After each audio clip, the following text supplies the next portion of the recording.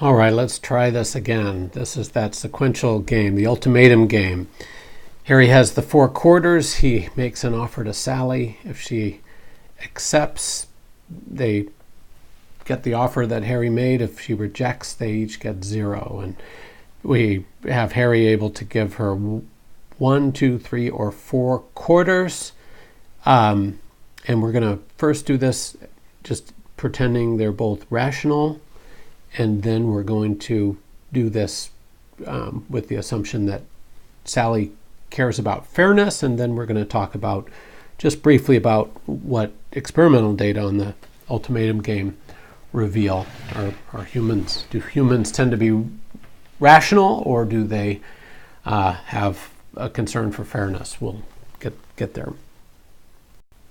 All right, well, remember the conventions of sequential game theory. We first label, first have to go to a pen, not an arrow. First we label the nodes that we're talking about as A, B, C, D. Above them we put the player of the game and the action. Sometimes there's just 2, sometimes there's more. In this case there are 4. Harry can offer 1, offer 2, offer 3, or offer 4. And then it's Sally's turn.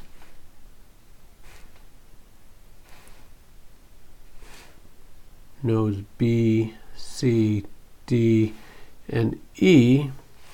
And these are Sally's decision nodes. Pardon my messy handwriting. And then Sally can either accept or reject, accept or reject, accept or reject, accept or reject. A, R, A, R, A, R, A, R. And then these are nodes. You don't always see these end nodes labeled, but sure makes it easier to talk about these games if we can just say, oh, if we're at node F, then just makes them easy to work with. You don't need to put a player whose action it is on these end nodes because these are end nodes. There's no more actions to be taken.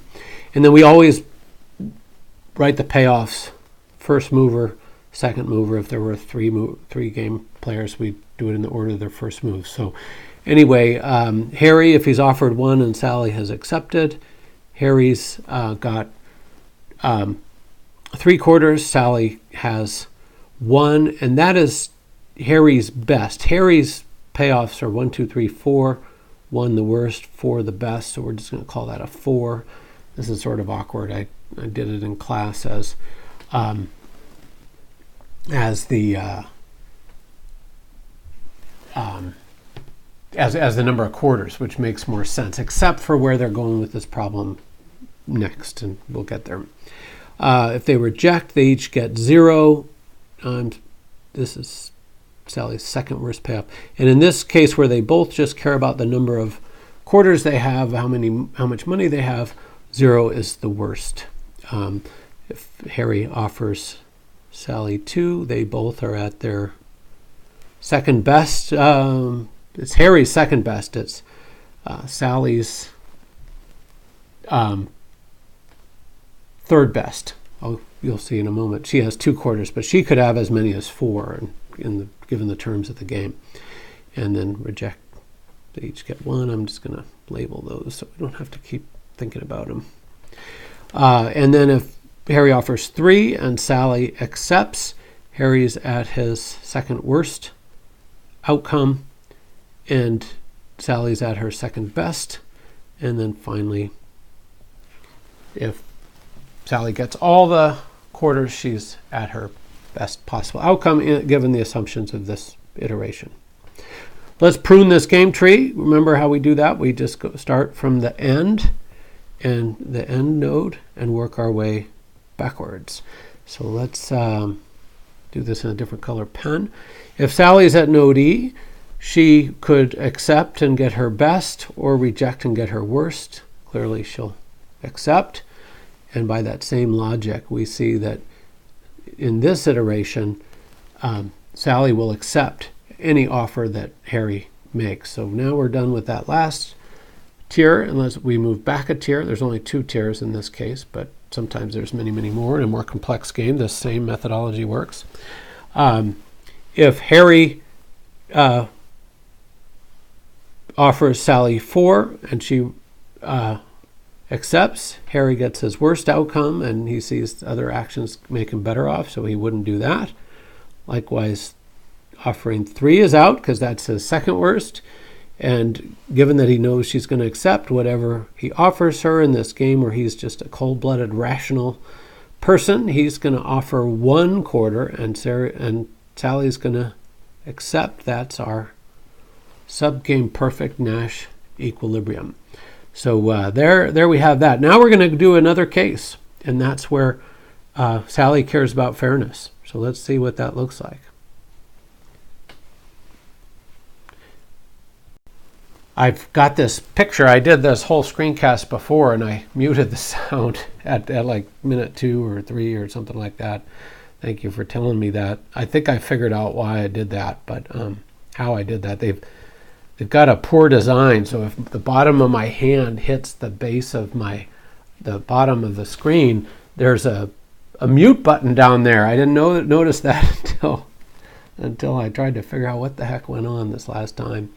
All right, here, and we know it's happened before, I think. Anyway, here we have the same game, but now Sally cares about fairness. And there's a lot, we're going to make an assumption. We're going to assume Sally just loves fairness. So even if there's an offer that's unfair in her favor, she's going to reject it. Sometimes people, we have them dislike fairness when it's to their disadvantage, but it's perfectly fine if it's unfair in their advantage. That's actually probably more realistic. But here, Harry has the same payoffs. So it's just 4, 1, 3, 1, 2, 1, and both of those he had 0, so it's his worst. It's Sally's payoffs that have changed. Now for her, by our assumption, the worst case is if she gets a unfair outcome, and even having 0 is better than having an unfair outcome. So given that assumption, if she rejects, she gets her second worst, but not her worst. And then any unfair offer, even in her favor, we're going to say is terrible for her. She just has this extreme notion of fairness. And then finally, a fair deal where she gets something, that's her best. So that's the new payoffs done by ordering them. So now let's prune this game tree. So now if Sally's at node E, she could reject and get her second worst, or accept and get her worst. Well, she's going to reject in this case. Same thing if Harry offers 3, well, that's unfair, and Sally's this very upstanding person who just can't tolerate unfairness, even if it's in her advantage. She could reject and get her second worst, or accept and get her worst. So she's going to reject. I'm going to jump up to where Harry offers 1, and Sally could accept, and there she's got this unfair outcome, and that's horrible to her, and it's worse than having nothing. So she's going to reject that too. We can rule out what she's not going to do. She's not going to accept there. And then finally, when we get to Harry's fair offer, we see that Sally's accepting it'll get her to her best. Rejecting it would be her second best or second worst. They're both the same if she just has 3 outcomes. So she will accept that. And finally, there is our subgame perfect Nash equilibrium. And this is the way these ultimatum goes. Overwhelmingly, commonly, people make fair offers. People accept fair offers, and we see that people reject unfair offers. In the few cases where the first mover offers an unfair offer, the second mover almost always rejects it. And I don't know that there's much or any data on an unfair offer in the receiver's favor. I don't know that anybody does that, but if they do, I'm not familiar with those test results, that experimental result. Let's call it right now and see, go on to the next one.